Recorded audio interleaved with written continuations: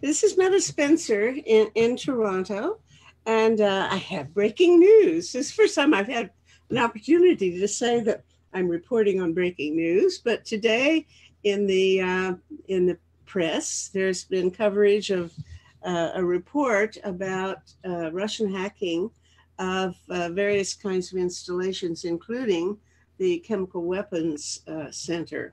So I have today a personal conversation with one of Canada's experts on chemical weapons, Jeremy Littlewood, who is with us in Edmonton at his, I guess, in your home. Is that your house?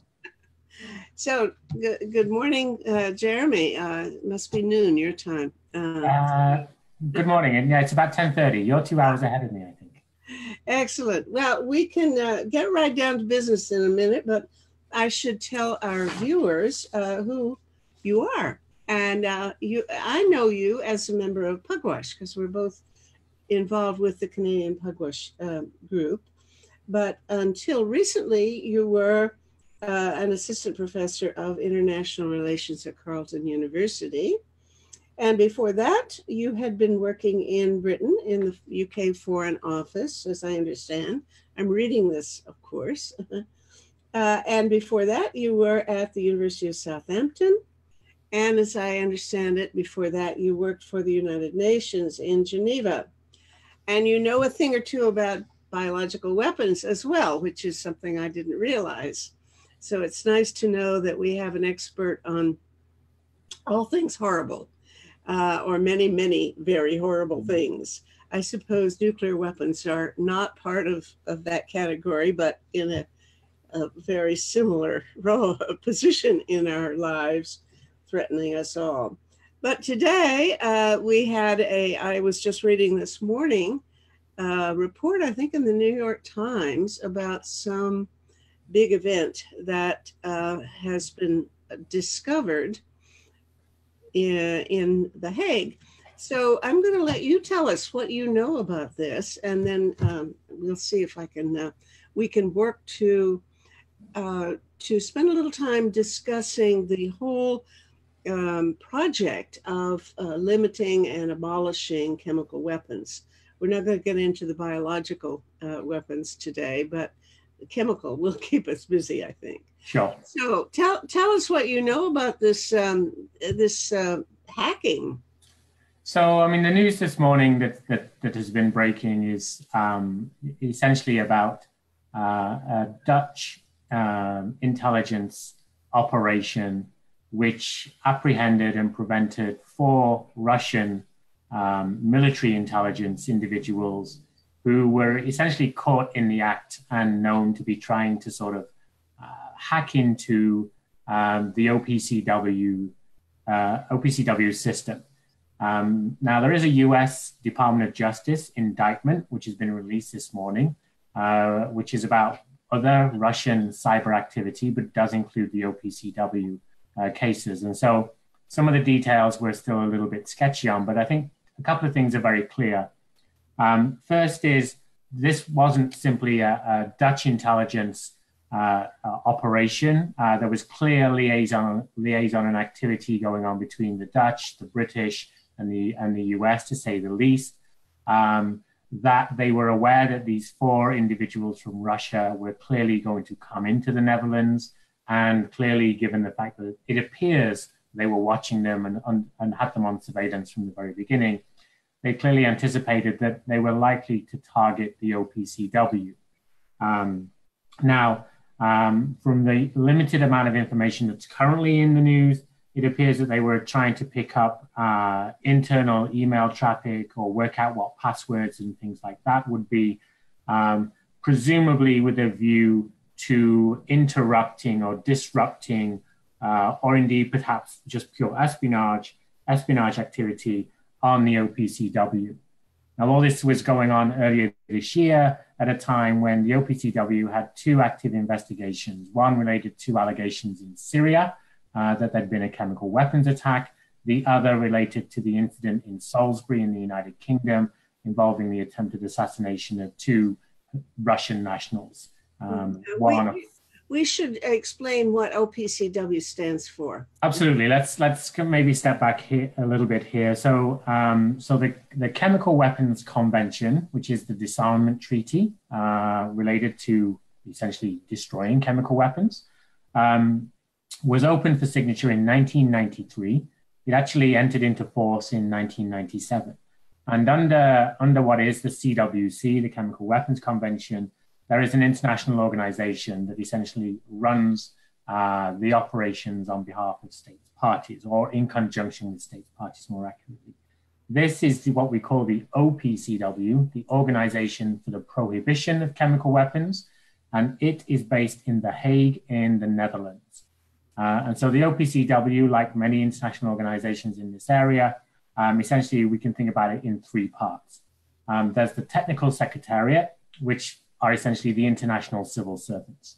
And they are in The Hague. These are the inspectors. It's the sort of, human resources. It's the staff for the Director General. And the OPCW is headed by a Director General. Who is that person? That, embarrassingly, I will have to look up because it used to be a former diplomat from Turkey, and recently it changed to it's a former diplomat from Spain. And so his name is currently escaping me, rather embarrassing. Okay. But he's a former diplomat from Spain. He's now heading up the OPCW. And so that he is in charge of essentially the technical secretariat. And it's worth, if you don't mind, I think it's worth mentioning that the OPCW received the Nobel Peace Prize. What was it, 2 years ago? 2013 or 2014, I believe. Partly for its work in essentially the withdrawal of known declared chemical weapons from Syria that occurred in kind of 2013. Mm-hmm. Okay, that's an indication we're going to get back to Syria before long, but that's on our agenda and maybe at the bottom of the agenda right now. I interrupted you. You were in the business of telling us more. I'm sorry. So the OPCW, give or take, it's about 500 people strong in the technical secretariat. But the technical secretariat, of course, as an international organization under the treaty, it answers to its states parties. And so there is an executive council of states parties, which is essentially does the more day-to-day management for all states parties in conjunction with the technical secretariat. And how many states parties are there? States parties of the OPCW, these are the kind of numbers which I should know off my head. Normally I look these up in advance for these. But it has been pretty well endorsed by, or the treaty or something has been accepted by almost all countries. Is that right? Absolutely. I mean, the CWC has, there are only 4 countries which are outside of it now. Okay. And they are North Korea, so the DPRK, Egypt, Israel, and South Sudan. Okay. Oh. Every other country in the world has essentially joined the CWC.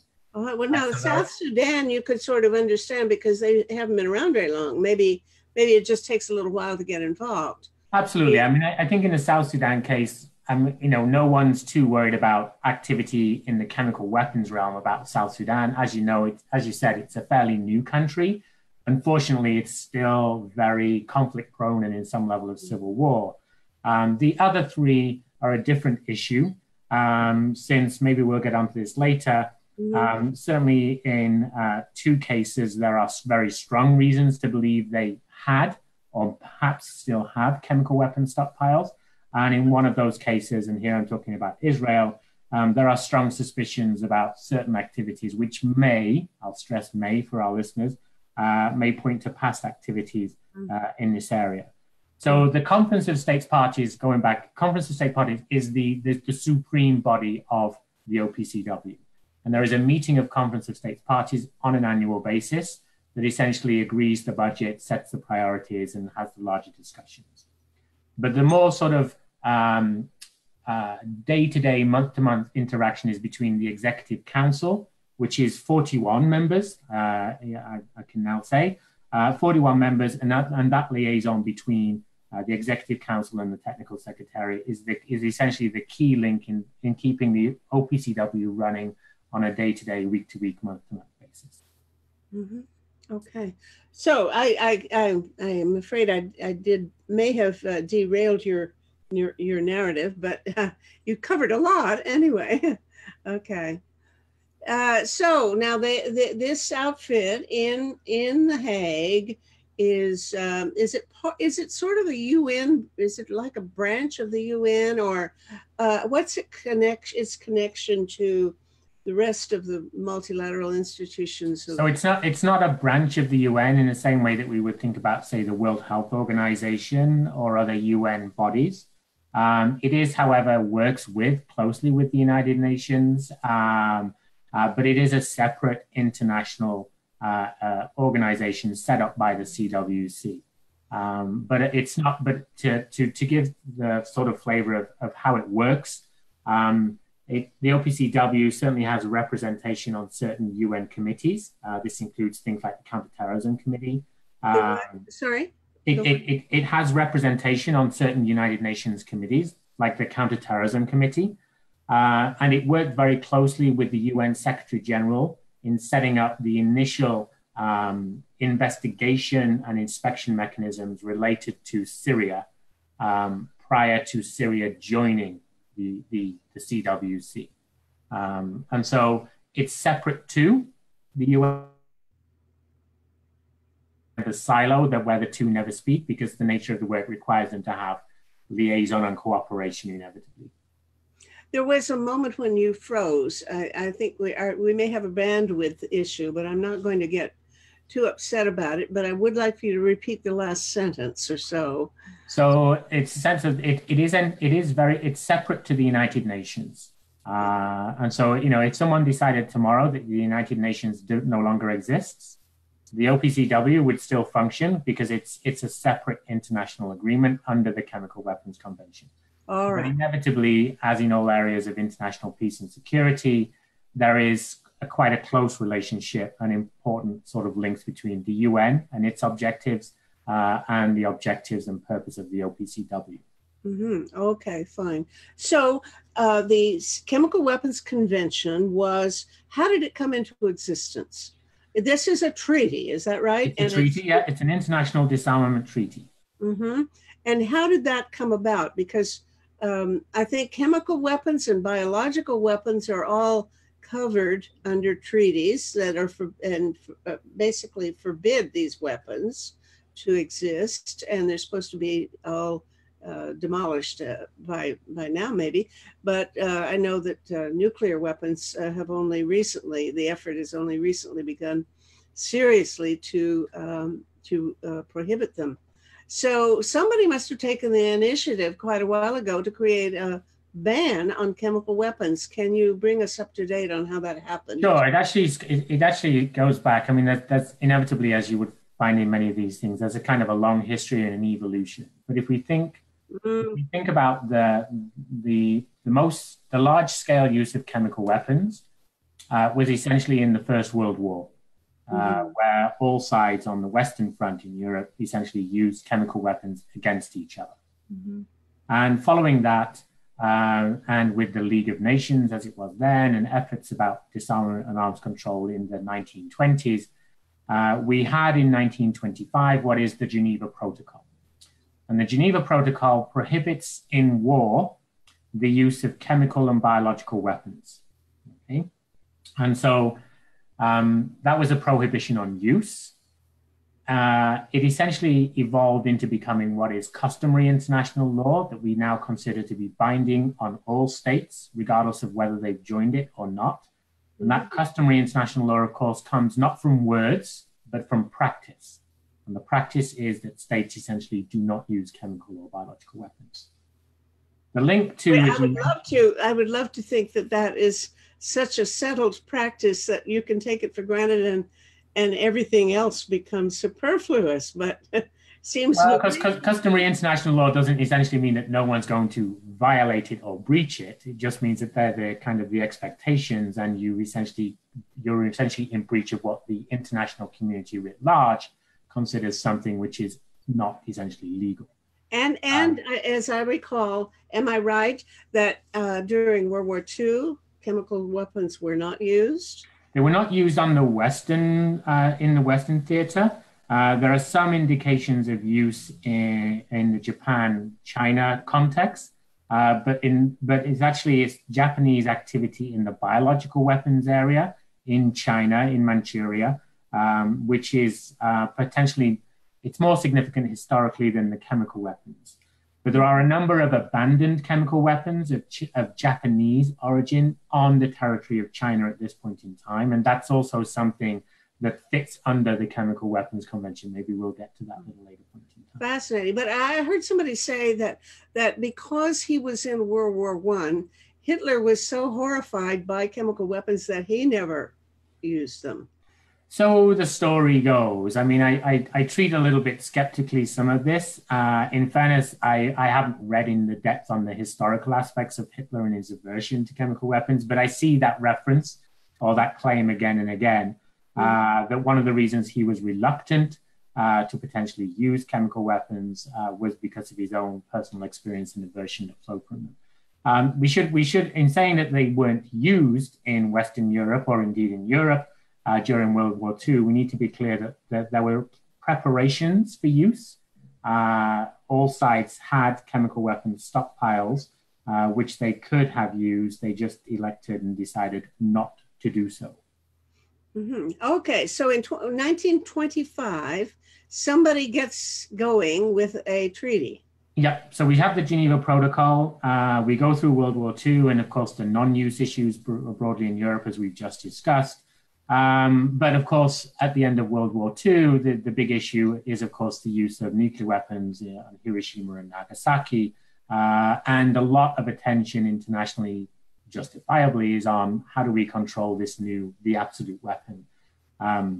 So the link back in terms of thinking about the evolution of the Chemical Weapons Convention is when the Nuclear Non-Proliferation Treaty, the NPT, was agreed and open for signature in 1968.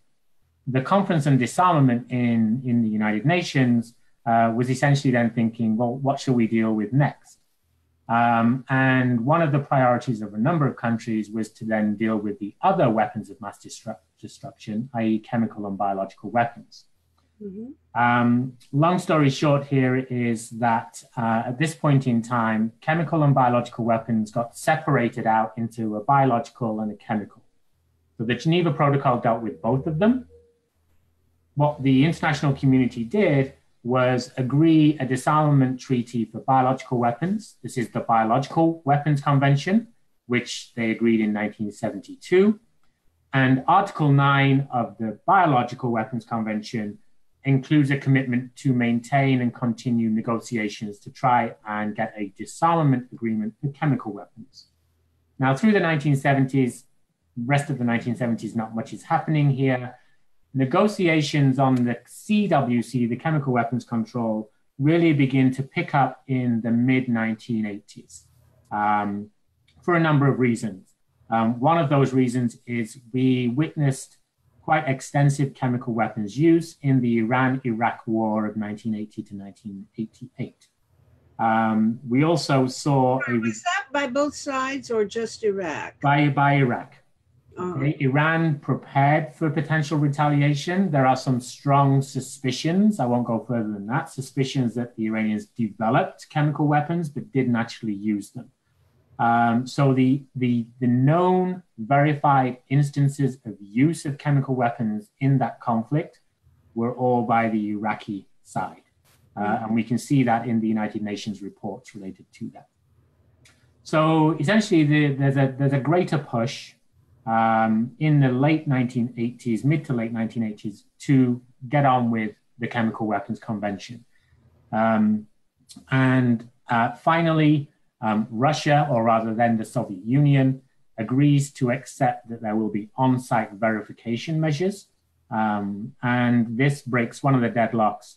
And so at the end of the Cold War, so 1989, 1990, we see a flurry of negotiations in Geneva, which bring together the Chemical Weapons Convention as we know it. Its final version was kind of agreed over the summer late 1991, the summer of 1992. It was formally opened for signature in 1993. 4 years later, 1997, it entered into force. Mm-hmm. Okay, there are a whole bunch of questions that emerged from that, but I'm impressed that at least the Soviets at that point were ready to go for it.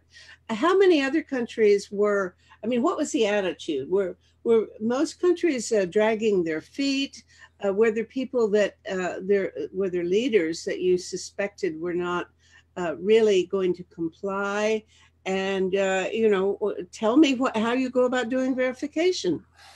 So, I mean, I think in terms of the negotiations, essentially the vast majority of the international community was in favor of let's get a chemical weapons disarmament treaty. It was one of the priorities. But the key stumbling block here to progress at the time was, of course, US and what was then the Soviet Union's attitudes. We knew that both countries had large stockpiles of chemical weapons. And so the issue becomes essentially, how do we do verifiable destruction of these chemical weapons of these two known large possessor states? Countries which had also had chemical weapons in the past but had given them up, I'll use the UK as an example here, is essentially given up their chemical weapons program and we're on board for, let's go for, you know, a chemical weapons agreement. So most of the world is on board here. It comes down to, can we finesse and find agreement among the verification provisions that will be satisfactory to both the United States and to Russia or the Soviet Union, but equally satisfactory to all the other countries who are planning to join this and involved in the negotiations.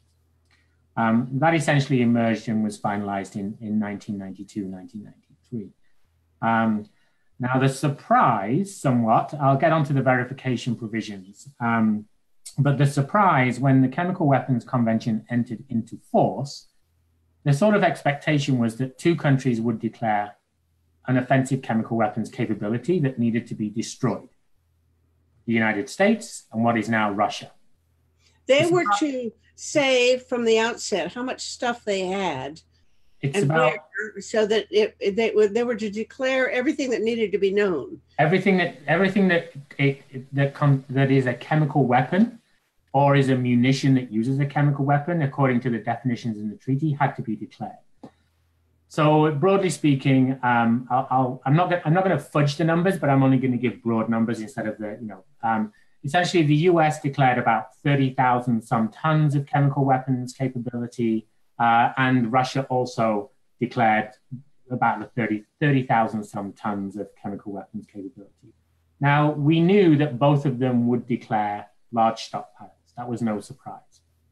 The surprise was two other countries also declared that they had an offensive chemical weapons stockpiling capability. One of those was India, which was a surprise. In fact, you know, in more than one place, we can see that the then Indian ambassador to the United Nations in Geneva is reported to have said, I knew nothing about this. So India declared an offensive chemical weapons capability. The other country that did so is known in the literature as another state party. So in the documentation of the OPCW, in the early years, you will see reference to a fourth state party. This is the fourth declared possessor in 1997. And then as other countries realized that they had chemical weapons stockpiles, which I'll get onto in a second, and the official literature refers to them as another state party. Now, everyone knows that that other state party is in fact South Korea, the Republic of Korea. Oh. Also declared an offensive chemical weapons capability. Huh. Now, jumping forward a little bit out of time sequence here, subsequently, after entry into force, Albania discovered somewhat by accident that it had chemical weapons which appear, I'll stress appear to have originated in China, and that its government was unaware of these until they were discovered. Really? Do you believe that? I mean, that's a weird thing. I think it depends on, we have to think that if we go back to the Geneva Protocol and everyone saying chemical weapons are horrible and no one's really using them that often. It's certainly not what we know about offensive weapons programs is they're often very much compartmentalized and held tight very closely in a very small group of people know about them. So if you think about a transition in government from a non-democratic state to a more democratic state, it is entirely possible that the new emerging government probably did not know about it and may not even have had access to the archives and the material and the data that would say, oh, by the way, we have this small stockpile of chemical weapons that we need to think about. Well, in fact, that's not that different from what happened in the U.S. with Truman. If I'm not mistaken, he didn't know that there were nuclear atomic bombs. Exactly. So, Truman becomes president and he's then briefed into what is essentially the Manhattan Project and said, oh, by the way, this is what we know. We have this. So we have the four possessors, then we get Albania, then we get Libya, then we get Iraq, finally coming clean, and more recently we get Syria, of course. And so these, if we think about this now, we think about 8 possessing or previously possessing countries. Now, across that, the only country that currently still has a known declared, i.e. it says it has, declared chemical weapons stockpile still to be destroyed is the United States, which is behind, the US is behind time on destruction by a long way, but is on track to complete its verified destruction in about 2022 or 2023. When it's supposed to. I mean, there's a deadline, right? The deadline in the treaty is 10 years. So everything and everybody's chemical weapons should have been destroyed by 2007. The problem was that the negotiators of the CWC didn't quite foresee or couldn't agree to foresee that actual chemical weapons destruction is quite complex. You've got to think about the environmental issues here. You have to think about the safety issues here. And both the US and Russia had large stockpiles, 30,000 plus tons of chemical weapons, and the destruction of them was a lot more expensive and a lot more complex than they anticipated. And as you would expect, many of the publics in both countries were not so keen when they were potentially learning that chemical weapons would be traveling along their roads and on their rail lines from a few locations to these anticipated central destruction facilities. Yeah. So public pressure internally and environmental and safety concerns within each country kind of put a number of roadblocks in the way, which delayed the destruction. So Russia finally destroyed its own chemical weapons stockpile last year in 2017. Well, some 10 years later than the treaty says it should do. The US is still in the process of destroying its stockpile, but we expect that to happen.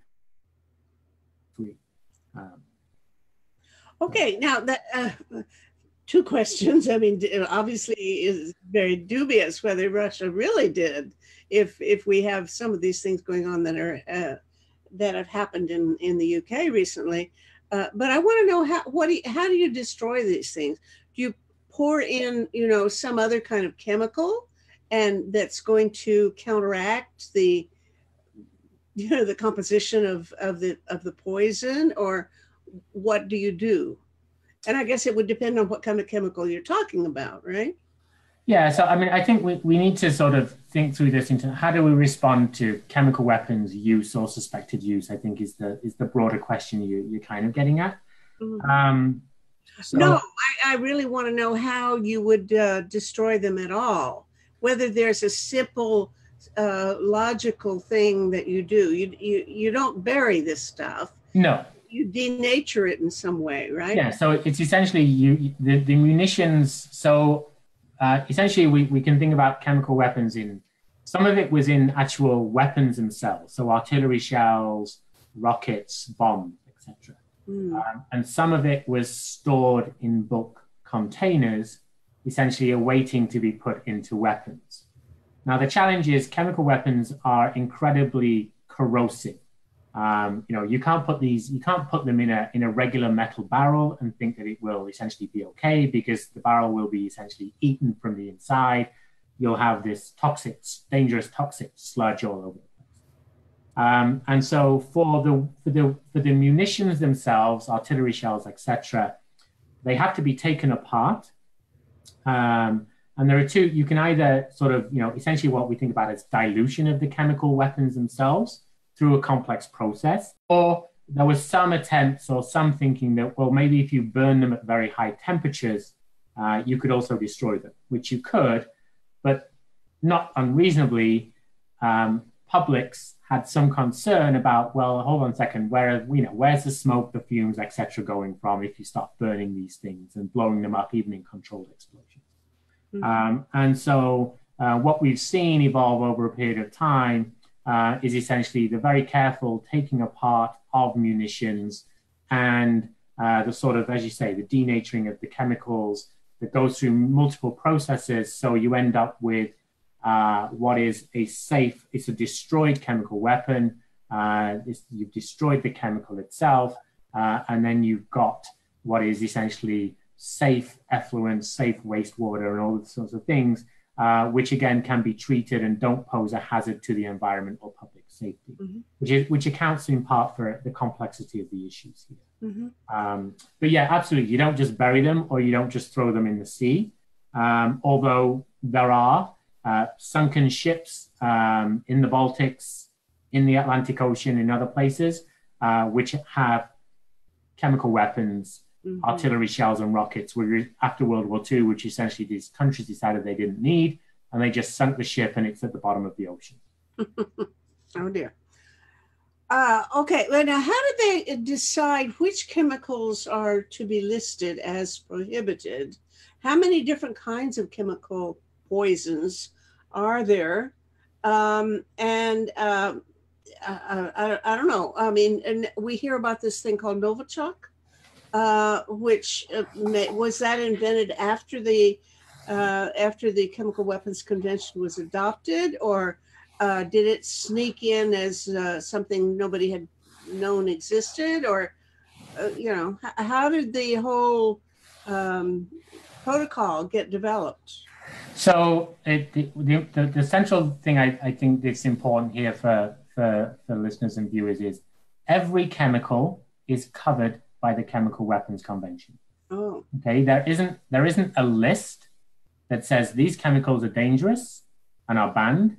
These chemicals are okay and you can use them however you want. That's not how it works. Oh. So the Chemical Weapons Convention works on what we refer to as the general purpose criteria.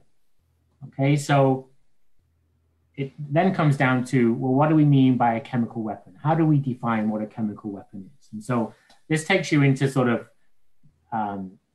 the central important language of the treaty, of the convention within the definitions. And a chemical weapon means toxic chemicals and their precursors, except where intended for purposes not prohibited under this convention, as long as the types and quantities are consistent with such purposes, okay? Now, the second thing that flows from that is, well, what do we mean by toxic chemical? And this is where the all-encompassing nature of the Chemical Weapons Convention takes effect. Because toxic chemical in the CWC means any chemical which through its chemical action on life processes can cause death, temporary incapacitation, or permanent harm to humans or animals. Now, so any chemical is covered. If tomorrow or next year, a new super toxic, dangerous chemical was suddenly discovered by the world and had real potential or attractiveness as a military weapon, the Chemical Weapons Convention covers it already. It's already captured by the scope of the treaty. That being said, as we all know, chemicals are part of our daily life. There are legitimate reasons for having them. And so the verification provisions essentially define what we call Schedule 1, Schedule 2, and Schedule 3 chemicals. Now, Schedule 1 chemicals are those which we knew when they were negotiating the treaty had been used as weapons previously or were developed for weapons in existing chemical weapons stockpiles. So here you see, for example, to use sort of the more common terms, mustard gas, you see nerve agents like VX or sarin, and you see chemicals which essentially have been weaponized. So Schedule 1 of the Chemical Weapons Convention lists a number of chemicals which really have no legitimate peaceful uses. Okay, they would only exist really for hostile purposes to develop. Schedule 2, because many chemicals are made up of mixes of different chemicals themselves, Schedule 2 includes chemicals which have been important components of chemical weapons in the past.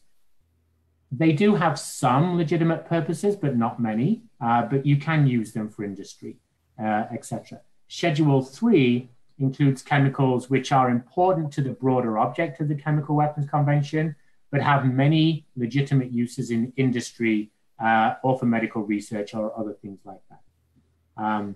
But the central message here is the Chemical Weapons Convention covers every single chemical. Okay, so you can use chemicals legitimately, providing you're not using them in a way that's prohibited by the CWC, which is essentially incapacitation, harm, or causing death to humans and animals within certain contexts. Because the link in people's minds here was probably thinking, well, how do we deal with things like tear gas and domestic law enforcement and riot control? That is legitimate under the CWC. Okay, domestic use of essentially temporary incapacitants is okay. But if, to use Canada as an example, if the Canadian Armed Forces were to take tear gas or something similar and use it in a conflict abroad, they would be in violation, and Canada would be in violation of the Chemical Weapons Convention. Oh, how interesting. Okay. So riot control agents, as we tend to refer to them, like tear gas, can be used for domestic law enforcement. They cannot be used in war. Okay, all right. Now, when they start hunting for this stuff, tell me the rules of the surveillance and search and so on. So there are teams of people who, under what conditions can they spring a surprise investigation on a country? Yeah. Do they have a limited number of times when they can go bang on the door and say, let us in immediately? Are there limits on where they can look? And are there limits on what they can look for? And is that good enough? Well, I think the issue here is every country freely joins the CWC. Okay, so it's their choice. And one of the obligations then is to declare formally, and a declaration is of course legally binding, to declare where your stockpiles, if you have a stockpile of chemical weapons, where they are, and essentially then you have to agree the plan with the OPCW to do verified destruction. So if we go back to the immediate entry into force of the CWC, Russia, the United States, India, South Korea, all essentially have to tell the CWC, the OPCW, okay, we have X thousand tons or X hundred tons. They're located here, here, and here. And so therefore, let's work with you to work out the plan for verified destruction.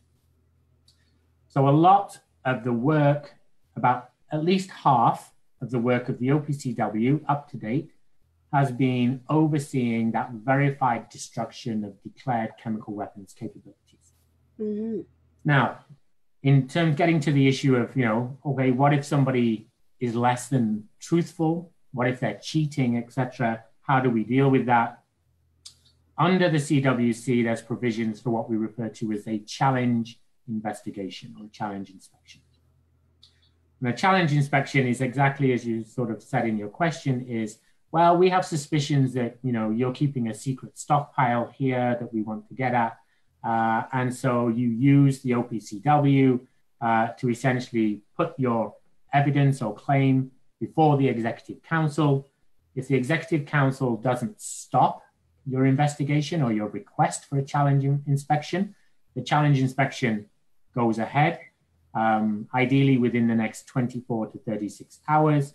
And the country that you are trying to get into is under a certain amount of obligations to A, permit you to enter the country, allow you to the alleged site, and to assist in the inspection. In the CWC context, challenge investigations, challenge inspections have never been used. No one's ever called for one. Really? Because the routine inspections of declared facilities which make chemicals or use chemicals that are potentially the most of interest to the CWC, the routine inspections are what have so far been sufficient. So the idea of a challenge, while it's on the books and certainly exists, and work has gone into thinking about how this would work in practice, it's never actually been formally activated by any state party at this point in time. Okay, now there was a time when I know that the chemical inspectors went around Iraq and were sent there in connection with the U.S. War on Iraq to look for what the U.S. claimed would be stockpiles, and they said they didn't find any.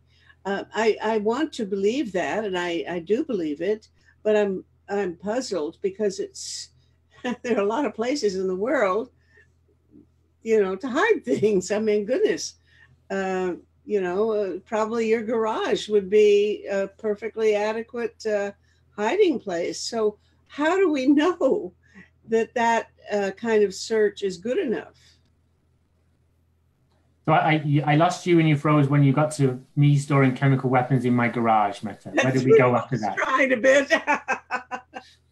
Well, okay. Well, say it's in my garage.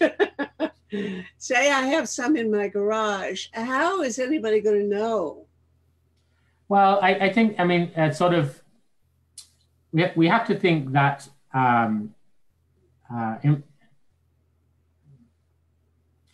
the kinds of traditional classic chemical warfare agents, mustard gas, VX, sarin, etc., they're not everyday chemicals. They have no legitimate peaceful purposes. And you have to make them, they have to be made, and they have to be made using certain chemicals and using them in certain ways to sort of create them. And so you're essentially following the trail of, well, what did you buy? Oh, you bought these 10 things, for argument's sake. Well, those 10 things are essentially used to make this particular dangerous chemical weapon. And so going back to that part of the definitions and criteria, you can have chemicals as long as they're for sort of purposes not prohibited by the convention. And so, in the Canadian context, if I'm storing chemicals unsafely in my garage, or you're storing dangerous toxic chemicals in your garage unsafely, we're already in breach of national safety, national legislation nationally within Canada for safety reasons. Mm-hmm. These are hazardous materials. There are laws about how you handle them, where you can store them, etc. Mm-hmm. Dealing with the sort of, issues where we're thinking about the most heinous weapons in this chemical context, you've as a country, you've had to declare them. And as a country, you therefore need to know where do they exist. And they were in the hands essentially of the state and the military, as opposed to private individuals or corporations. And so it all comes down to the sort of the layers on which the formats of arms control exist. That a country is presumed to be in control of its own territory, that a country is presumed to know what is in its own territory and its own past record, and that it will declare honestly and completely if it had an offensive chemical weapons program or has an offensive chemical weapons program and where they are. And so you are dependent on countries being somewhat honest, unless you have evidence to the contrary. And then, of course, you need to bring that evidence to the OPCW, the Executive Council, and go through the processes of a challenge investigation if you believe a country is lying. What about having, I'm suspicious enough, I guess, to wonder if there shouldn't be additional measures, such as maybe having a special opportunity for whistleblowers to report. I mean, if I have them in my garage, and my next door neighbor comes to discover them, wouldn't it be nice to have a way for that person to report and not be at risk for betrayal of state secrets or something? Wouldn't it be a good idea to have room for whistleblowers or people who just feel obliged to tell the truth? Well, I mean, I think there is room for that within the context, and we need to. I would take the view that the CWC, the Chemical Weapons Convention, is this essential and very significant foundation of our attempts internationally to ensure that chemical weapons are essentially against the law. But the CWC doesn't stand alone. It's not the sole obstacle in place here. And so in a national context, you've got national legislation related to safety and security. And within that, is there ability for people to blow the whistle? Well, yes, there are. Whistleblowers, at least in democratic states, have some levels of protection. So, since we're both in Canada, if Canada had a secret stash of chemical weapons, and let me be clear, there are no indications that that is the case, and it's real hypothetical. If Canada had a secret stash of chemical weapons, and that somebody who knew about that finally decided that this is against international law, our government is saying this, whereas in reality we're doing that, there is room within the Canadian system or even the international system for that whistleblower or that allegation to emerge. Mm-hmm. Now, is that individual protected? Well, protected by national law if they're a Canadian, but how far does that go? Well, it's the same similar challenge you have in all whistleblower cases. Mm-hmm. If that person was in a non-democratic country, yeah, you're in a different environment, and there are limits to what the international community itself can do in that context. Right. So the CWC is incredibly important, but we have to recognize there are other bits around within this context which are not insignificant, even if they're not in the treaty itself. And I think your whistleblower thing is partly covered by that. Mm-hmm. A good example, linking this back to you. So you were talking about Novichoks earlier and the allegations in the UK. Yeah, I want to get to that. Were they, are the Novichoks included in the list of scheduled chemicals? So the simple answer is in somewhat no. And it's not. Well, some people claim they're not. Some people say, well, actually, no, they are, depending on how you look at the chemical formulas. And I'm not a chemist, so I try and listen to chemists in this area. But they are not named in Schedule 1 in the same way that we see heparin, sarin, VX, and other kinds of nerve agents. Mm-hmm. It's not that Western states didn't suspect or know of their existence. It was the case, from what we can tell from the sort of fragmentary timeline of public knowledge here. Essentially, somebody involved in the former offensive program of the Soviet Union who knew about the Novichok weapons kind of blew the whistle in the summer of 1992. But in the summer of 1992, states parties, or the CD, is in the final real throes of putting together the CWC, which is 20 years of effort. And so an important call, and this is my view, I'm not saying that this is what definitely happened. A number of countries like Canada, UK, had to essentially make a difficult decision in the summer of 1992. Do we throw this new kind of, wrench into the works that are the Novichoks, which we've got this claim about now in the public domain, or semi-public domain, should I say, and risk the negotiations continuing for another year, 18 months, 2 years, or risk the negotiations collapsing because Russia at this point in time has given no indication that it officially has what we call Novichoks now, or do we have enough confidence that the way that the CWC is framed, structured, and what it says, like banning all toxic chemicals, that essentially we can push that Novichok problem maybe down the line a little bit, and maybe Russia will come good in it when we enter into force, and the problem will kind of resolve itself under the CWC. And it looks like, essentially that decision was taken to, we're not ignoring it, but we're on the cusp of really getting a CWC after 15, 20 years of effort. We're not throwing the Novichok wrench into the negotiations at the last minute. I see. And so, but the idea that the Novichoks aren't covered by the Chemical Weapons Convention is absolutely wrong. Okay, if anybody writes that in a newspaper, it is absolutely wrong. It's wrong in definitional terms. It's incorrect in legal terms because it's a toxic chemical and it relies on its toxic properties to cause death, harm, incapacitation. So it is undoubtedly covered by the CWC. Okay.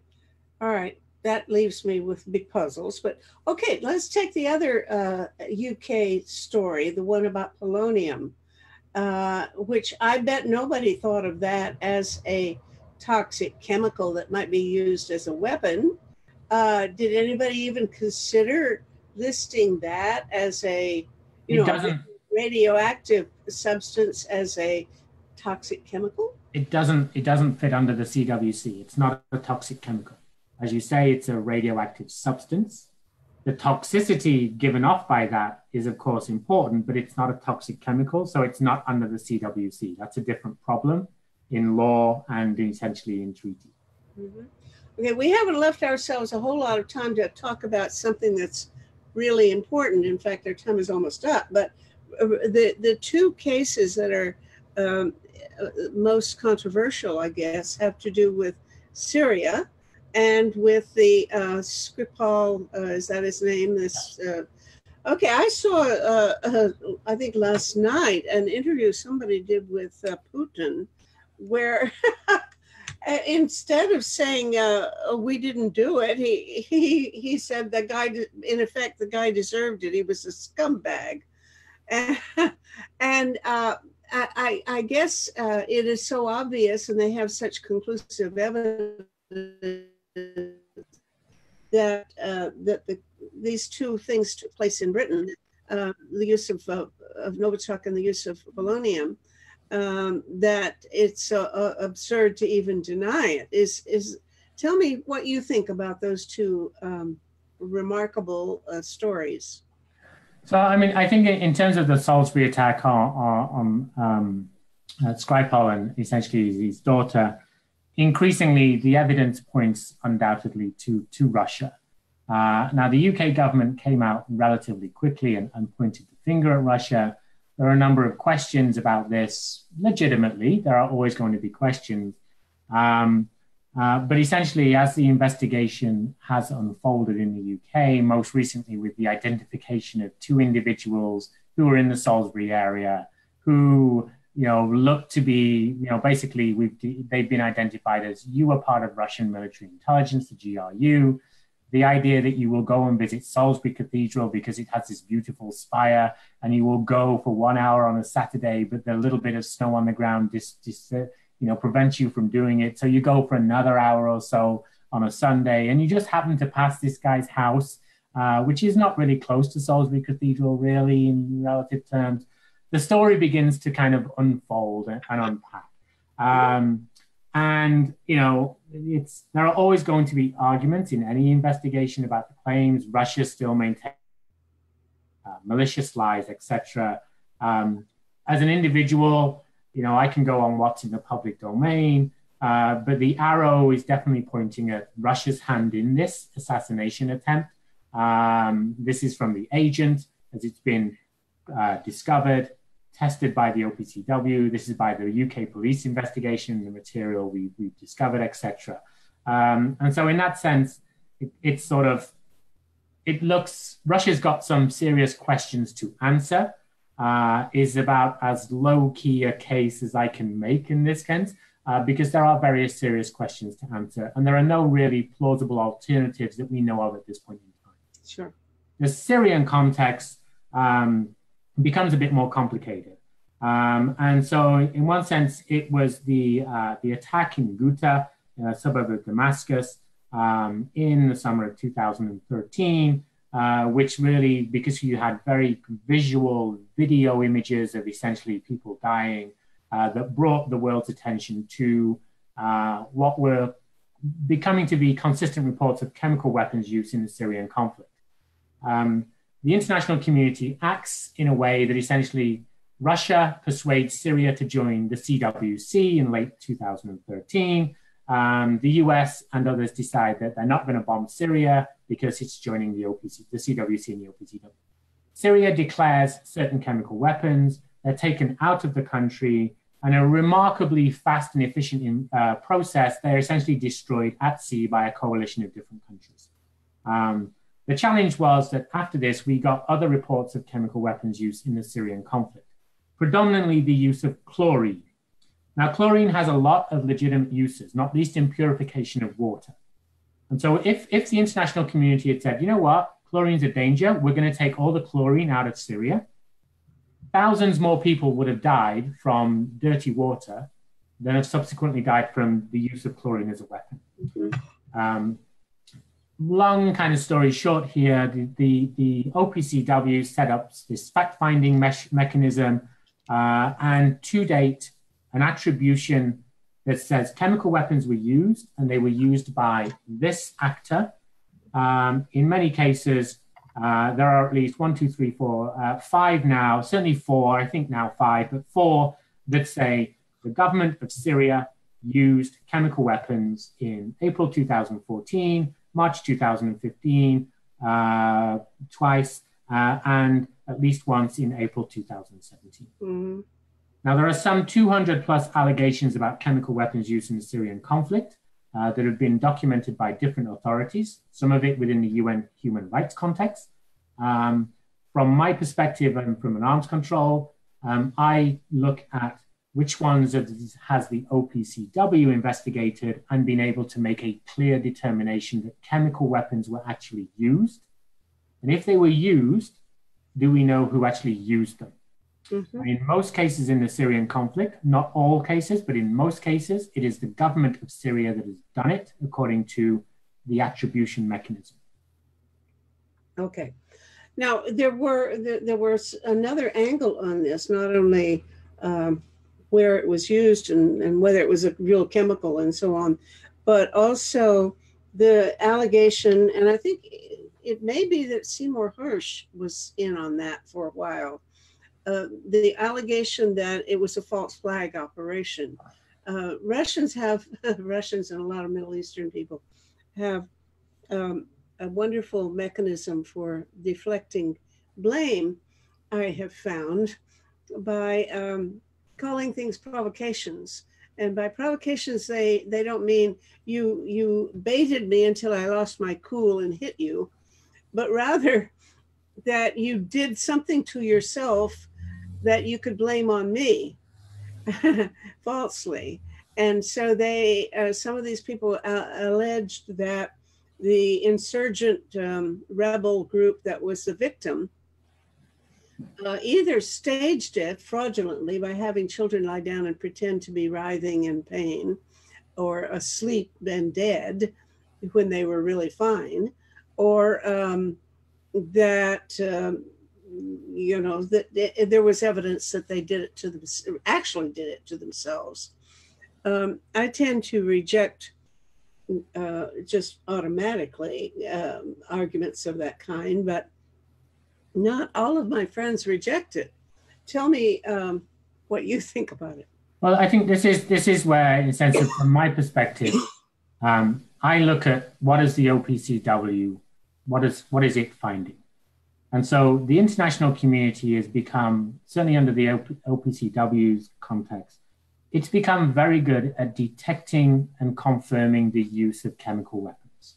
Okay, So with all the declarations and all the information we have about chemical weapons programs from countries over the last 20 years, there's a database.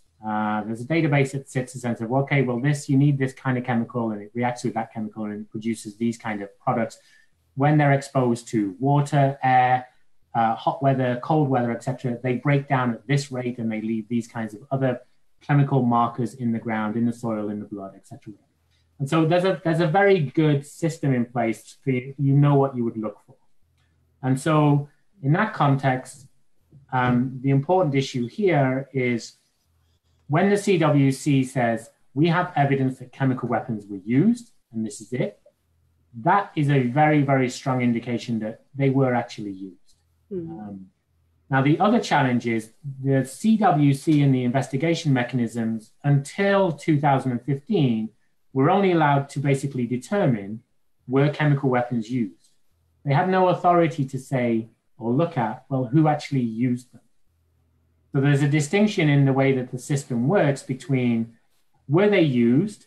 Yes, they were. Okay, that then becomes a political legal problem, which is an issue for a political response, not necessarily a response by the technical secretariat of the OPCW itself, unless the Conference of States Parties instructs it to do so. So then we get what is essentially emerges in 2015 is the attribution mechanism, the joint investigation mechanism, or JIM as it is, where the inspectors were told to go away, say, okay, so you brought us evidence that use, now go back and look at that evidence and see if you can determine who used it. And this is where we get the pointers in terms of when those inspection teams have been able to say, well, there's enough information that we have that we can piece together and it points in this direction. So we think A, it's Syria, or B, as it has been in at least two cases, the Islamic State in Iraq and Syria, ISIS, they've been clear on that. But we still have this sense of it's still the inspectors handing over the report saying, okay, well, here's our attribution. Now, the political challenge is you guys are responsible for determining the accountability. What are we going to do about that? And that's an international political context that Russia and others would like the Security Council to maintain a very, very tight control over, not least because they have veto power. Other countries would say, well, maybe we need to go beyond the Security Council and do other things. Those things have not been determined. But a way to undermine, to go back to my sort of the claim that the international community is very good at detecting chemical weapons use, a way to undermine those findings is to find fault in the investigation process. And an investigation process, which is an investigation process occurring in a conflict zone, is always going to encounter some kinds of difficulties. When, there is very rarely ever the perfect smoking gun, to use that metaphor in one sense. In context, you're piecing together different bits of evidence. So Russia, Iran, some other countries have been very active in trying to sort of undermine the investigation processes, call into doubt the investigation team's findings, and linking back to our very first conversation earlier, one sense trying to access and potentially hack the OPCW itself to sort of undermine the credibility of some of the issues going on here. Well, that I'm not surprised, but let's we're overdue, but I want to have you comment on today's news about the allegations coming out of The Hague that apparently they caught red-handed, I don't know, blue-handed or some other kind of handed two Russian military officers hacking the OPCW. I don't know what they hacked, but what they did with it once they got in there. But what do you know about this, and what do you think about it?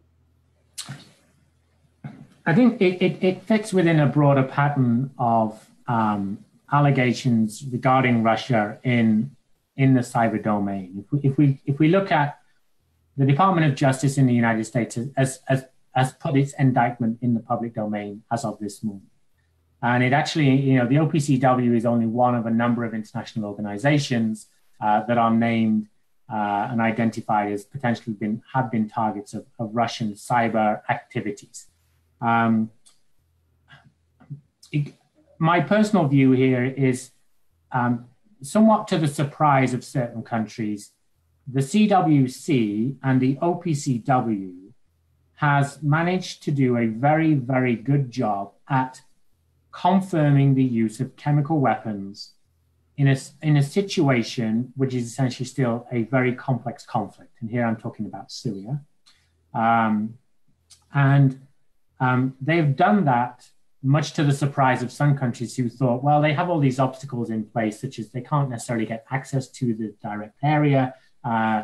They've pieced together, using good investigation techniques and procedures, and being open with, we are clear that chemical weapons were used here, here, and here. There are these other allegations which we are not able to determine whether they're used for a variety of reasons, and so we're not going to comment on them. So when the OPCW has said chemical weapons have been used, we can be pretty certain that they've been used. And they've been very careful as they can be under the constraints of saying, and you've asked us to do attribution. When we are able to do attribution and point the finger, this is what our report says. We can't confirm who it was, so we're actually not going to say anything.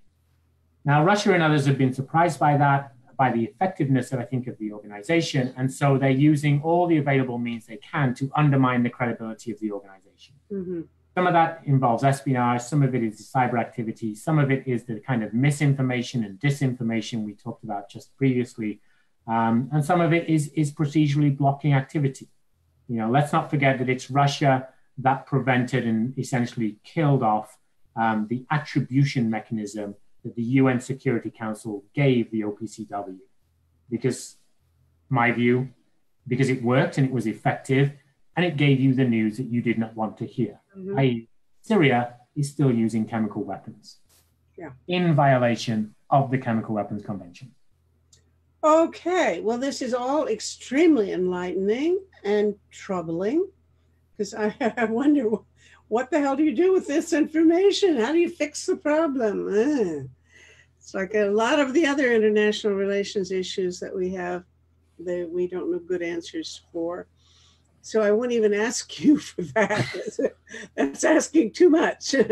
But I'm very, very grateful to you for today's conversation, because I've learned a lot from it, and it will be on Facebook on Thanksgiving Day. I think that's when we're going to broadcast that. It's normally, you know, what we have here is something called Project Save the World. And this is one of the things that we need to save it from, I guess. So we will save the world on Monday evening from 8 to 9 p.m. on Facebook. Thank you so much. Thank you, Metta. Okay, bye. Good luck.